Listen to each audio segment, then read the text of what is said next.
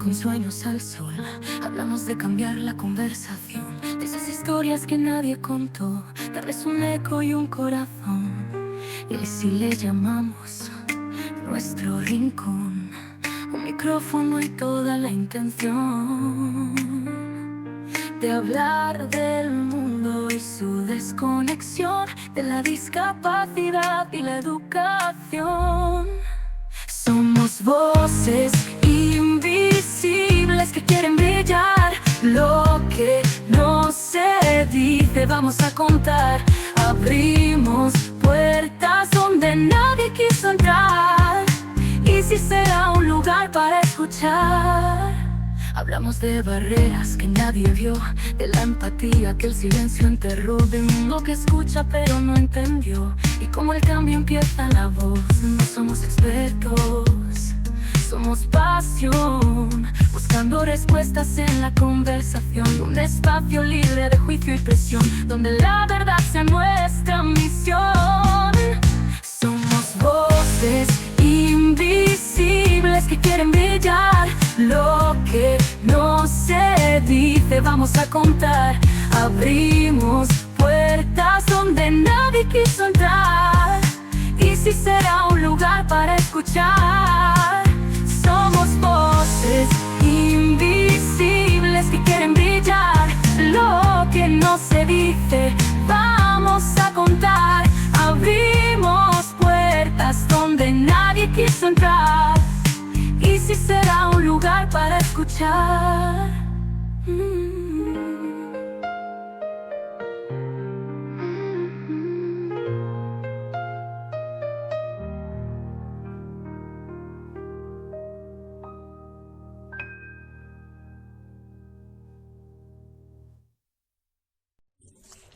Bienvenidos a un espacio donde cada voz cuenta, donde no excluye, sino abraza.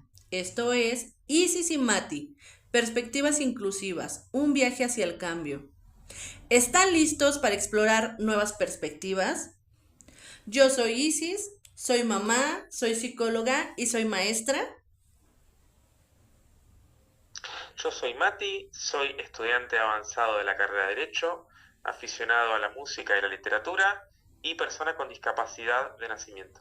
Bienvenidos a nuestro podcast.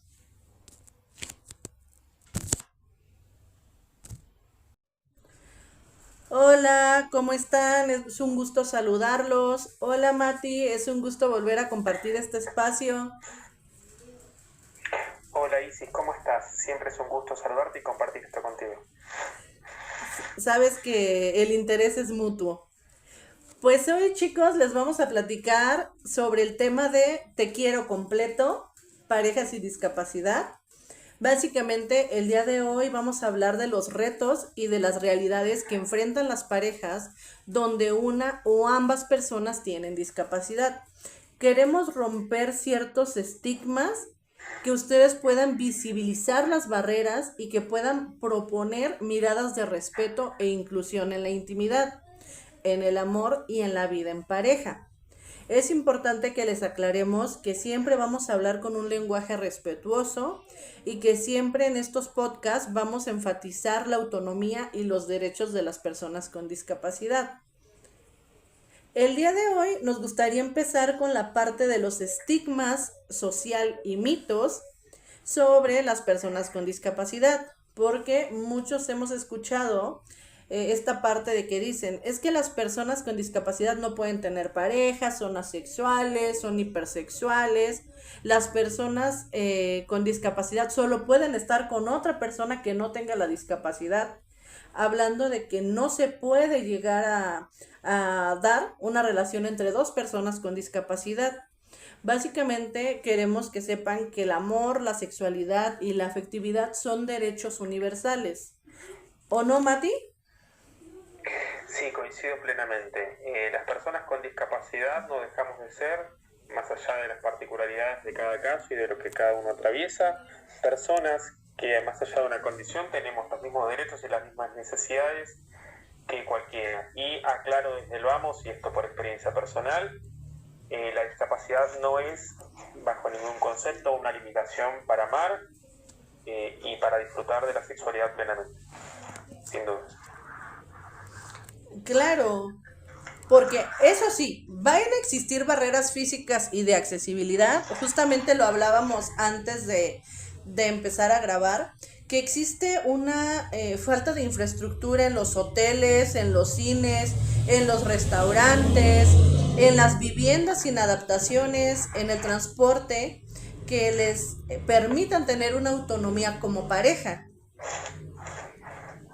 Sí, sin dudas. En general lo que suele suceder es que o se modifican los planes que la futura pareja pueda tener en base a la accesibilidad que haya o no en los lugares, en los hoteles, en las discotecas, en los restaurantes, o se planifica en base a los lugares accesibles, pero es algo que en general suele ser muy costoso. Entonces, muchas veces las personas con discapacidad sufrimos una exclusión doble.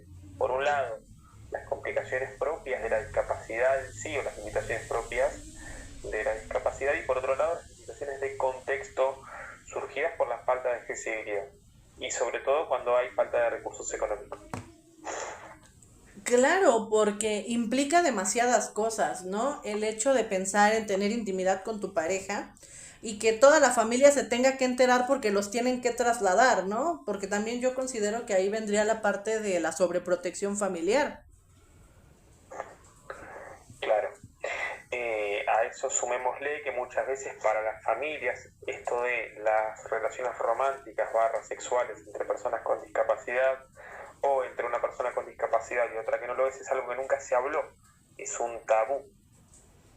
Entonces, acá lo que suele suceder es que la familia está acostumbrada a tener un rol preponderante en la vida de la persona con discapacidad, y al momento de establecer una pareja, hay cosas que comparte únicamente con la pareja. Entonces es muy complicado al momento de establecer una relación con alguien más si tu familia tiene que estarte asistiendo para poder trasladar. Claro. Esto se profundiza todavía más cuando ambas personas de la pareja tienen una discapacidad.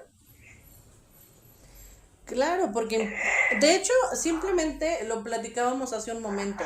El hecho de que si hay bloqueo para la educación, o sea, imagínense el bloqueo para esta cuestión del placer, ¿no? El hecho de que puedan ser independientes para poder llevar a cabo esa parte de...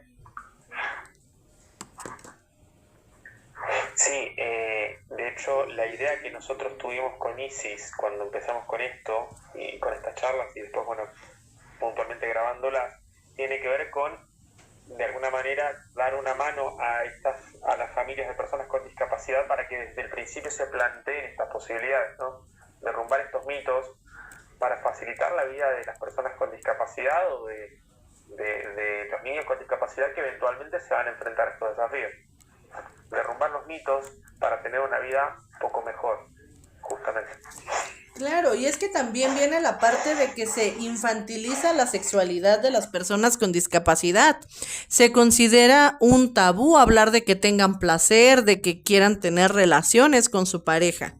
Entonces, creo que es una problemática porque realmente todas las personas con o sin discapacidad tienen ese derecho.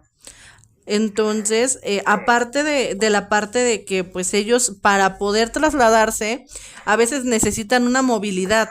Entonces también hablar el hecho de que económicamente no siempre van a contar con el recurso para poder trasladarse, para poder rentar un hotel. Entonces, hablando pues de uno que tenga lo necesario, ¿no? Entonces, tú lo dijiste al principio.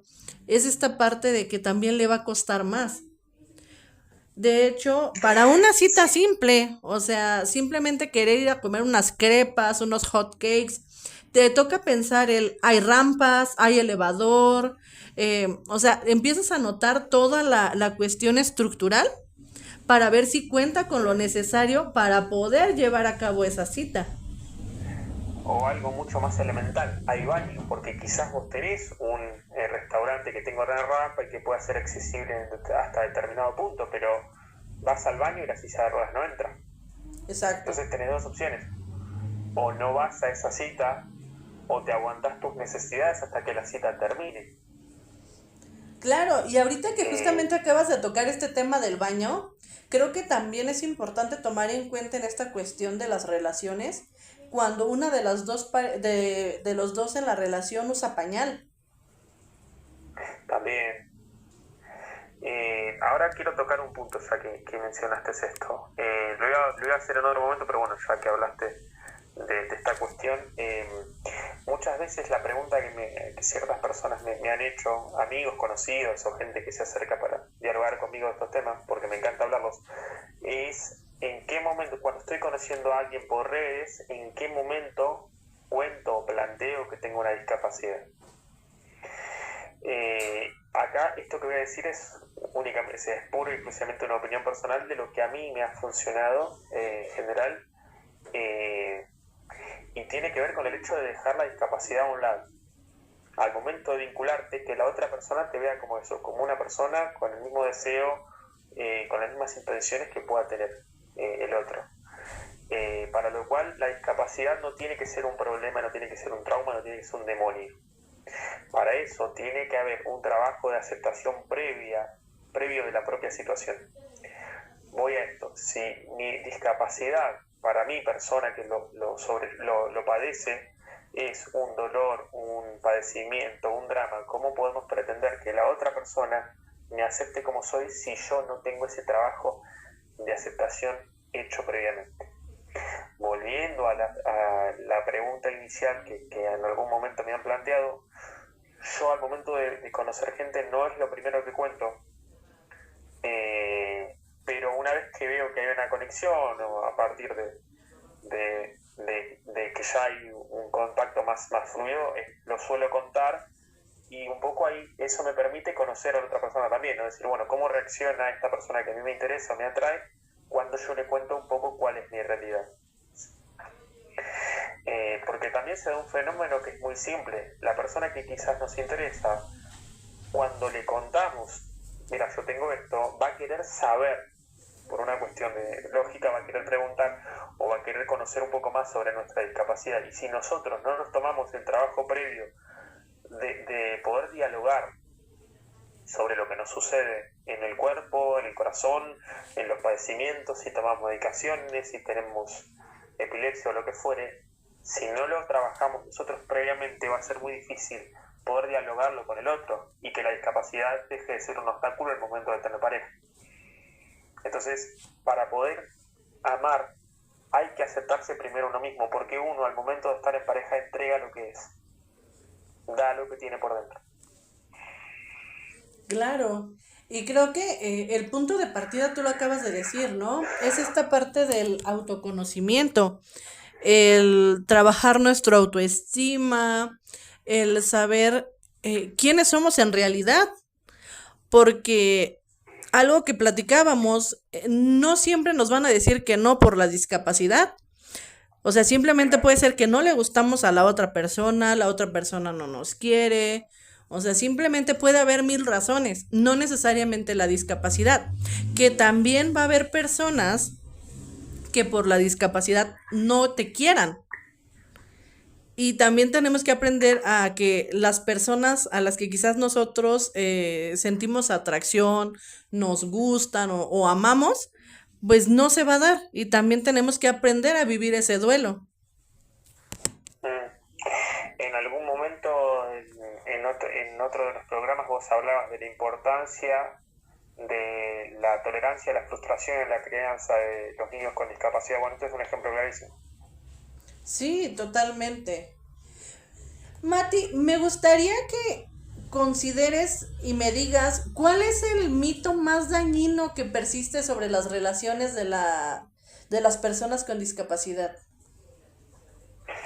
Es una pregunta muy amplia, pero yo creo que podría empezar por dos. En primer lugar, esto que vos ya mencionabas de la infantilización de las personas con discapacidad, eh, porque bueno, ya un poco mencionamos todos los perjuicios que esto genera, cuando en realidad y en la práctica suele ser al revés. Las personas con discapacidad, al momento de tener pareja, tenemos que atravesar una serie de desafíos previos al inicio del vínculo, que tienen que ver con la aceptación de uno mismo y el compartir con el otro quizás qué es lo que nos duele, qué es lo que nos cuesta o qué es lo que nos hace felices. Y eso hace que el vínculo ya de por sí sea muy fuerte una vez que se superan estas primeras barreras previas, estos primeros obstáculos. Suelen darse vínculos muy fuertes, porque además de una atracción física, una atracción romántica, sí, tiene que haber un conocimiento medianamente profundo de las dos personas, uno para el otro. Entonces, los vínculos suelen ser intensos y las relaciones sexuales surgidas de esos vínculos son muy intensas. Entonces, acá quiero tocar algo que vos ya habías mencionado cuando estábamos hablando antes de empezar a grabar, que tiene que ver con los peligros que implica la falta de conocimiento sobre métodos anticonceptivos cuando no se dialogó esto previamente, puntualmente en este caso hablando de personas con discapacidad. No sé si te respondí la pregunta, ¿me querés preguntar algo más respecto a esto? Por ejemplo, también hablando de la comunicación, ¿qué dificultades va a tener una pareja en ese sentido cuando existe una discapacidad auditiva, intelectual, del habla? Y va a tener que haber un proceso de aprender a comunicarse puntualmente entre los dos miembros de la pareja. Y por otro lado, la persona que esté de alguna manera introduciéndose en este mundo de la discapacidad va a tener que aprender a lidiar con la carga y el estigma social que eso implica también, ¿no? Porque muchas veces la sociedad prejuzga desde el vamos. Imagínate si tu pareja tiene una discapacidad. A mí, yo esto te lo contaba fuera de la grabación, pero una persona hace varios años me dijo, mira, la verdad que vos me atraes, me interesás, pero no podría estar con vos porque no soportaría el estigma social. Claro. Frente a lo cual yo dije, esta persona no tiene nada que ver conmigo y a partir de esto no me interesa. Sí, y lo importante que fue clara, porque muchas veces no lo Sí, son. valoré la honestidad, es cierto, sí. Muy bien.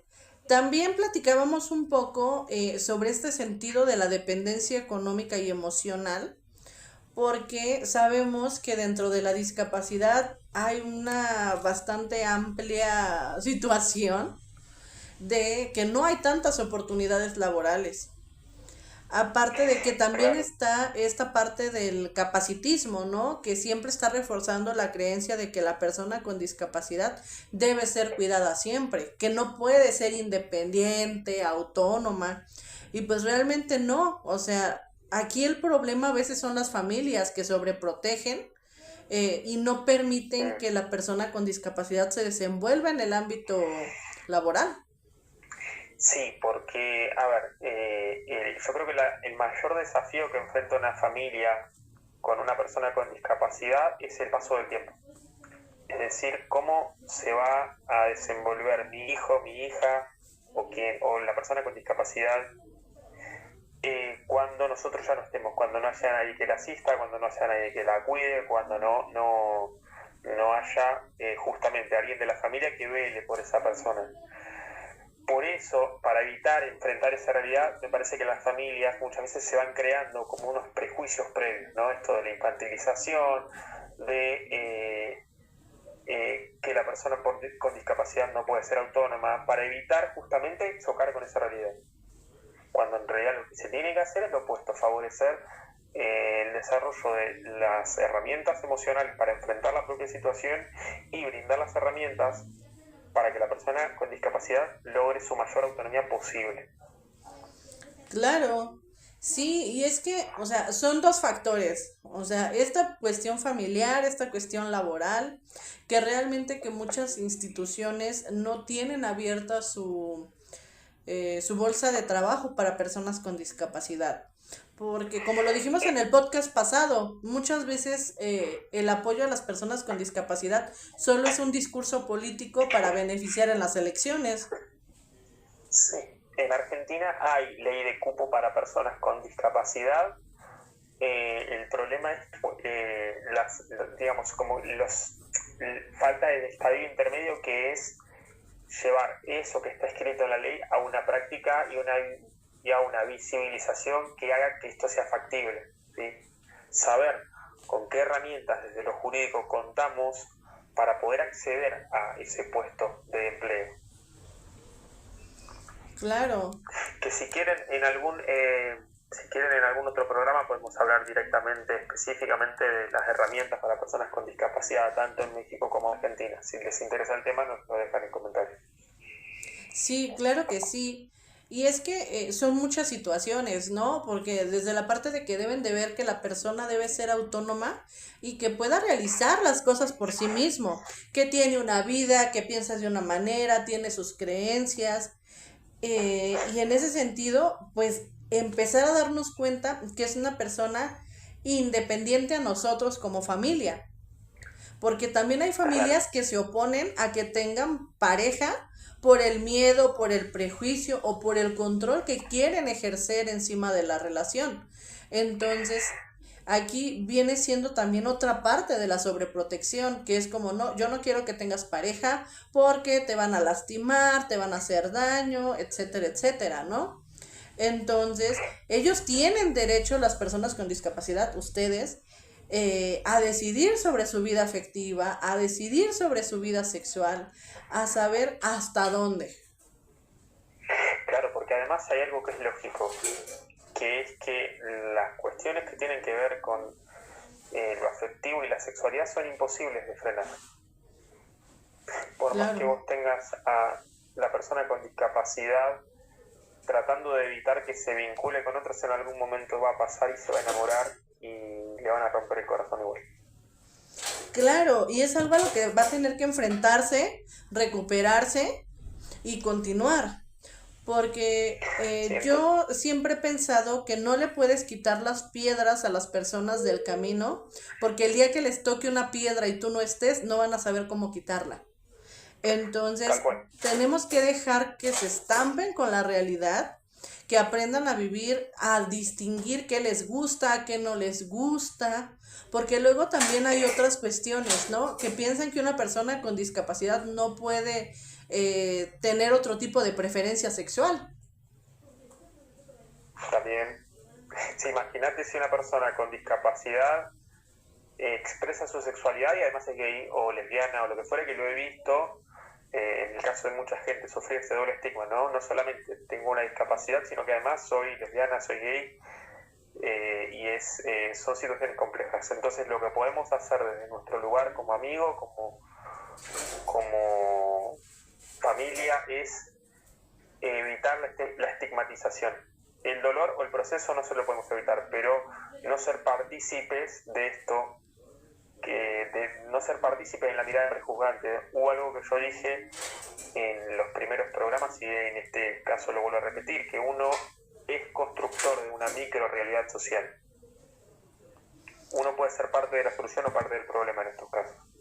Claro, y es que como familias tenemos que apoyar en el sentido de que no siempre van a ser niños, apoyarlos a que se eduquen, que estudien, que puedan ser independientes, tanto en la cuestión de autonomía personal como en la parte económica, que puedan ellos solitos pues hacer su vida, ¿no? Porque les digo, no siempre vamos a estar ahí para protegerlos, para cuidarlos, para atenderlos.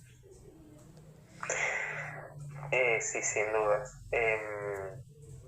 Porque además, es como decías vos, hay que también preparar a las personas con discapacidad para sobrellevar todo lo que implica tanto una relación de pareja como una relación sexual, con los cuidados que eso implica también, ¿no? Porque por lo que yo te decía hace un ratito, al darse relaciones tan intensas o muchas veces intensas, por esto que te digo, de la creación de un vínculo desde el vamos, desde el principio de la relación, muchas veces hay como no sé cómo decirlo para que no suene mal, pero como una vivencia muy intensa de las relaciones sexuales. Y si eso no está, no se cuenta con las herramientas necesarias para lidiar con los riesgos que se implican, muchas veces suele haber embarazos no deseados o algún riesgo que tenga que ver con eso también, ¿no? Un tipo de Claro, enfermedades o lo que fuera. es que también ahí viene la parte de que falta acceso a los métodos anticonceptivos, falta acceso a la educación También, sexual, ¿Por qué? Porque realmente volvemos al punto de la infantilización. Como piensan que las personas con discapacidad no tienen relaciones, o sea, piensan que no necesitamos enseñarles educación sexual. Que les digo, educación sexual no nada más es la parte de pareja, es la parte de conocer el cuerpo, saber Claro, dónde no te pueden tocar, saber qué partes sí claro. te pueden tocar, ¿no? Y que la parte del consenso, ¿no? De que sea algo que ambos decidan querer. Entonces, es esa parte que también está en el olvido. O sea, ¿cómo le enseñamos a la persona con discapacidad a que se cuide, a evitar un embarazo no deseado, a evitar una enfermedad sexual o una infección de transmisión sexual? ¿De qué forma estamos como cuidadores o como docentes o como personas preparadas en las áreas? Listos para explicarle a una persona con discapacidad esa parte, ¿no? Porque también he visto que muchos padres cuando se les quiere hablar de sexualidad a los hijos, independientemente de si tienen discapacidad o no, luego brincan de cómo le van a explicar eso a mi hijo, son unos pervertidos, enfermos. Claro, sí, sí, sí, sí. Sí, hay mucha resistencia. Y el argumento de esto suele ser, no, esto se lo explico yo en mi casa cuando yo considere, y es una charla que nunca se da. Justo. Sí, porque siempre piensan que el hijo todavía no está preparado para dar ese paso. Entonces, Cuando en realidad lo que se pone de manifiesto es la limitación de la propia persona, ¿no? De la familia en este caso. Lo que te sí, decía yo, el propio prejuicio previo que se tuvo que hacer esa persona para poder sobrellevar la situación de discapacidad de su hijo, hija o pariente. claro, totalmente. Entonces, ¿qué le dirías a las personas que creen que las personas con discapacidad no pueden amar o ser amadas de forma completa? Que vayan al psicólogo. No, están completamente equivocadas. En realidad lo que están mostrando ahí, como dije antes, es su propia limitación, su propio prejuicio. Amar es tanto un derecho como una necesidad y como dije antes, en mi propia experiencia personal y en la de nadie que he visto, la discapacidad es una limitación para amar, sin dudas. Claro, y creo que Eh, también un punto importante es que no necesariamente como papás podemos saberlo todo, pero podemos acercarnos, ahora sí que partiendo del chiste de que vayan a terapia, podemos acercarnos a un especialista en psicología para poder saber cómo llegar con el hijo y explicarle el tema, porque a veces hay voluntad, pero no sabemos cómo llegar. Entonces, sí es claro. importante buscar a alguien que nos acompañe en el proceso para hacerlo de la mejor manera, que el hijo se sienta cuidado, amado, protegido, pero también que se le dé esta oportunidad de ser autónomo, que sea independiente, que pueda llevar una relación de pareja, una relación sexual de forma segura. Sí, además, acá tenemos un ejemplo claro. Vos sos madre de un chico con discapacidad. Claro, El día de mañana que tu hijo se encuentre con estos cuestionamientos afectivos, barra físicos, barra sexuales, si vos tenés un buen vínculo con él y él se encuentre con estas dudas sobre su sexualidad o lo que fuere, si como digo, si vos creaste un buen vínculo con él, es probable que él recurra a vos para buscar auxilio ante estas dudas, ¿no? O sea, si como padre tu hijo no recurre a vos al momento que se encuentra con alguna cuestión, algo mal estás haciendo, yo creo. Hay un claro. replanteo que tenés que hacer. Claro, totalmente. Porque siempre yo les digo, ¿qué tanto se acerca tu hijo a contarte las cosas? Porque si cuando tu hijo se acerca por una duda, por una pregunta, por algo que le inquieta, le respondes con sarcasmo, le respondes con falta de empatía, lo minimizas, no tomas en cuenta sus sentimientos, no esperes que te cuente las cosas. Y el día que tenga una situación grande, no lo va a hacer tampoco. Entonces, qué mejor que ustedes como padres sean la primera opción que tenga el hijo cuando quiere empezar a explorar el mundo de la sexualidad. Sí, no está mal reconocer cuando, como decías vos, cuando uno no puede, no sabe cómo. Eso es un paso también. Es decir, bueno, mi hijo me quiere venir a hablar de esto, o mi hijo me está planteando, vamos a un caso por ahí. como los que yo contaba, que además de tener un descubrimiento sexual, le atrae a alguien del mismo sexo. Y eso para el padre es traumatizante. Bueno, el primer paso es reconocer que es algo que nos cuesta dialogar como padre y buscar las ayudas profesionales para poder sobrellevar esa cuestión y poder estar para nuestro hijo, hija o miembro de la familia que lo necesite. No está mal reconocer que uno no tiene las respuestas o las herramientas. Claro, no tenemos la respuesta a todo en el universo y creo que un punto importante que pues para todo en la vida hay que saber cuando no sabemos de algo, hacerlo, no quedarnos nada más en el no sé, sino quedarnos en la parte de ¿y cómo puedo aprender sobre el tema? Siempre tenemos Sí. herramientas y recursos para poder lograr esas metas.